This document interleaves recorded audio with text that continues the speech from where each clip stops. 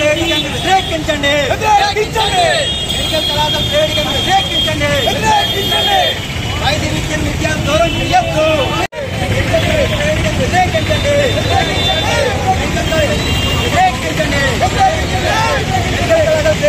వ్యతిరేకించండి. విద్యాశాఖ మంత్రి నారా లోకేష్, పేద విద్యార్థి ఎంపీపీ నారా లోకేష్, నారా లోకేష్. ఇటీవల రాష్ట్ర ప్రభుత్వం రాష్ట్రంలో నూతనంగా గత ప్రభుత్వంలో ఏర్పడ్డ 17 మెడికల్ కళాశాలల్లో 10 మెడికల్ కళాశాలల్ని పీపీపీ విధానంలో ఈరోజు ప్రైవేటీకరణ చేస్తామని చెప్పని ఇటీవల కేబినెట్ సమావేశంలో ముఖ్యమంత్రి చంద్రబాబు నాయుడు గారు తెలియజేశారు. దాన్ని all India student federation AISF పూర్తిగా వ్యతిరేకిస్తా ఉన్నాం. ఈ రోజు రాష్ట్ర ముఖ్యమంత్రి నారా చంద్రబాబు అడుగుతా ఉన్నాం. 40 సంవత్సరాలు సీనియర్, 4 సంవత్సరాలు ముఖ్యమంత్రి, నా అంత అనుభవం ఈ దేశంలో ప్రధాని నరేంద్ర మోడీకి లేని చెప్పని గొప్పగా చెప్తా ఉన్నారు. అయ్యా చంద్రబాబు నాయుడు గారు 4 సార్లు ముఖ్యమంత్రిగా పనిచేసిన మీరు ఈ ఉమ్మడి రాష్ట్రంలో మెడికల్ కళాశాలలు తీసుకువచ్చారా? అదేవిధంగా రాష్ట్ర విభజన తర్వాత స్వర్ణాంధ్రప్రదేశ్ కి మొట్టమొదటి ముఖ్యమంత్రి మీరే. మీరు పనిచేసే 5 సంవత్సరాల కాలంలో ఈ రాష్ట్రంలో ఒక ప్రభుత్వ మెడికల్ కళాశాల రాలా. ఏదో గతంలో ముఖ్యమంత్రి గత వైసీపీ హయాంలో జగన్మోహన్ రెడ్డి గారు ఈ రాష్ట్రంలో పేద వర్గాలకు న్యాయం చేయాలని చెప్పని 17 మెడికల్ కళాశాలలు తీసుకొచ్చారు. అందులో 17లో 5 ప్రారంభమైనవి. దాదాపు 750 మంది విద్యార్థులు పైగా పేద మెరిట్ విద్యార్థులు, దళితులు, బహుజనులు, మైనార్టీలు ఎంబీబీఎస్ సీట్లు పొంది చదువుకుంటా ఉన్నారు. మీరు అధికారంలోకి వచ్చిన వెంటనే మేము 100 రోజుల్లో 10 మెడికల్ కళాశాల ప్రారంభిస్తామని హామీ ఇచ్చారు.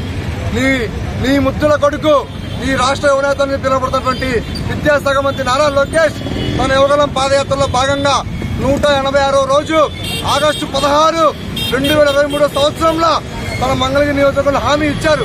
మేము అధికారంలోకి వస్తే పూర్తిగా 10 మెడికల్ కళాశాల ప్రారంభిస్తామని చెప్పండి. అధికారంలోకి వచ్చారు. ఈరోజు ఏఐఎస్ఎఫ్ ప్రశ్నిస్తా ఉన్నాం. మీరు ఆ జీవో రద్దు చేయకపోవడమే కాకుండా మాకు కళాశాల అవసరం చెప్పని కేంద్ర ప్రభుత్వం లెటర్ రాస్తా ఉన్నారు. అదేవిధంగా ఈరోజు సగం నిర్మాణంలో పూర్తిగా 60%, 70% నిర్మాణ పనులైనటువంటి కళాశాలలు కూడా మాకు అవసరం లేదు, మేము ప్రైవేట్ పరం చేస్తాం, మా మంత్రి నారాయణకి ఇచ్చుకుంటాం, లేదా మా భాష రామకృష్ణకి ఇచ్చుకుంటాం, సింగపూర్కి ఇచ్చుకుంటామని చెప్తా ఉన్నారు. ఈరోజు ప్రభుత్వ భూముల్ని, మెడికల్ కళాశాల ఎకరాలని లీజుకి రూపాయికి ₹2 అమ్ముకుంటూ విద్యార్థులకు ఎంబీబీఎస్ దూరం చేస్తా ఉన్నారు. మేము సూటిగా ప్రశ్నిస్తా ఉన్నాం. అయ్యా నారా చంద్రబాబు నాయుడు గారు, ఈ ప్రైవేటీకరణ చేయడంలో నీ వాటా ఎంత, నీ కొడుకు వాటా ఎంతో తేల్చాలని చెప్పని ఏఐఎస్ఎఫ్ ప్రశ్నిస్తా ఉన్నాం. అదేవిధంగా ఈ రాష్ట్రంలో దళితులు డాక్టర్ చదువుకోవడం మీకు ఇష్టం లేదా? మైనార్టీలు ఎంబీబీఎస్ చదువుకోవడం ఇష్టం లేదని చెప్పని సూటిగా ప్రశ్నిస్తా ఉన్నాం. ఏమంటే విద్యా వ్యవస్థలో పెద్ద విప్లవాత్మక మార్పులు వస్తా ఉన్నారు. ఇంతవరకు ఈ రాష్ట్రంలో డిగ్రీలు పూర్తి చేసుకుని పీజీ చదువుకుందామంటే సెప్టెంబర్ 10వ తారీఖు వస్తున్నా కూడా ఇంతవరకు రాష్ట్రంలో పీజీ కౌన్సిలింగ్ లేదు. పూర్తిగా రాష్ట్రంలో ఉన్నత విద్యాలయం చేస్తా ఉన్నాం విద్యార్థులకి. కాబట్టి ఏఐఎస్ఎఫ్ హెచ్చరిస్తా ఉన్నాం. మీరు తక్షణమే మెడికల్ కళాశాల ప్రైవేటీకరణ ఉపసంహరించకపోతే మాత్రం భవిష్యత్తులో అసెంబ్లీకి చలో అసెంబ్లీ పిలిపిస్తామని చెప్పని ఏఐఎస్ఎఫ్ హెచ్చరిక జారీ చేస్తా ఉన్నాం. నారా లోకేష్ గారు, మీకు విద్యాశాఖ మంత్రిగా బాధ్యత చేత కావడం లేదు. దయచేసి రాజీనామా చేయండి. మీ తండ్రి గారు పెట్టిన హెరిటేజ్ కంపెనీలో పాలు పెరుగు అమ్ముకోమని చెప్పని ఏఐఎస్ఎఫ్ తెలియజేస్తా ఉన్నాం. రాష్ట్ర విభజన తర్వాత ఎన్నడూ లేని విధంగా ఈ రాష్ట్రంలో పేద వర్గాలకు న్యాయం చేయాలని చెప్పని గత ప్రభుత్వం 17 మెడికల్ కళాశాలలు తీసుకోవడం జరిగింది. ఈరోజు రాష్ట్రంలో తెలుగు విద్యార్థులు దేశవ్యాప్తంగా ఇతర రాష్ట్రాలకు చదువుకుంటారు ఎంబీబీఎస్. అదేవిధంగా ఇతర రష్యాకి, జర్మనీకి, ఇతర దేశాలకు వెళ్లి ప్రాణాలు సైతం లెక్క చేయకుండా గుప్పెట్లో పెట్టుకుని ఈ రోజు ఎంబీబీఎస్ కోసం వలస వెళ్ళిపోయే పరిస్థితి రాష్ట్రం అనుకుంటా ఉంది. ఈరోజు ఏఐఎస్ఎఫ్ ప్రశ్నిస్తా ఉన్నాం.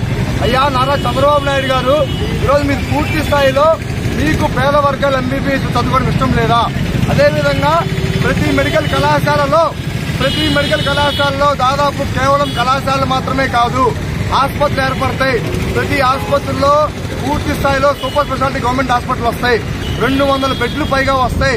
ఈరోజు పూర్తి స్థాయిలో కేవలం విద్యార్థులకు మాత్రమే కాదు, అటు పేద ప్రజలకు కూడా ప్రభుత్వ వైద్యాన్ని దూరం చేస్తూ కార్పొరేట్లకి కోట్ల రూపాయలు కుమ్మరించే విధంగా ఈ నిర్ణయాలు తీసుకుంటా ఉన్నారు. మేము అడుగుతా ఉన్నాం, భూమేమో ప్రభుత్వానికి, పెట్టుబడిదేమో ప్రైవేట్ వ్యక్తిదా? పెట్టుబడి ప్రైవేట్ పెట్టిన వ్యక్తి వ్యాపారం చేస్తారు తప్ప ప్రజలకు సేవ చేస్తారని చెప్పని ఏదో ప్రశ్నిస్తా ఉన్నాం.